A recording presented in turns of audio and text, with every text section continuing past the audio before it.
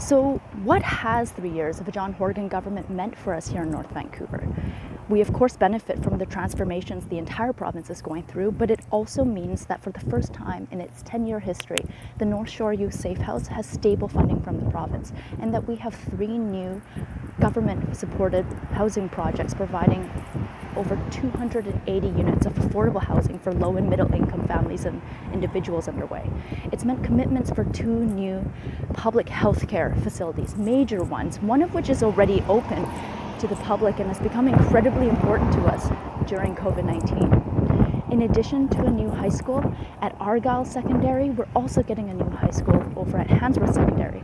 It's meant that Mountainside Secondary finally has the seismic upgrades that it needs, and that a new elementary school over at the old Cloverleaf site has been approved to move forward to the next stages of its development. $46 million. It's meant $46 million has come to the North Shore alone in childcare funding, including money to build nearly 700 new licensed childcare spaces and $18 million to go back into the pockets of families in just 3 years. It's meant the first ever coordinated cross-jurisdictional action plan for transportation improvements to get the North Shore moving again, and more funding for active transportation projects like the Hugo Way Path, the Cassano Lutet Overpass, and a new project over in Lynn Valley. We now have more C-bus service, more bus service, a new rapid transit route, transit exchange upgrades at Waterfront Station and Lonsdale Quay, with more to come over at Vids Exchange.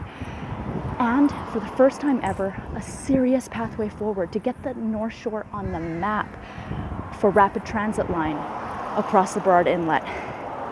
Farsi-speaking residents are finally able to read government information in the language that they're most comfortable in, because government information is actually being translated into Farsi. And our changes to the Residential Tenancy Act have closed several loopholes that were actively being used against vulnerable renters right here in North Vancouver. But even with all this and more done in just 3 years, there's still a lot more to do. So that's why we've got to keep going.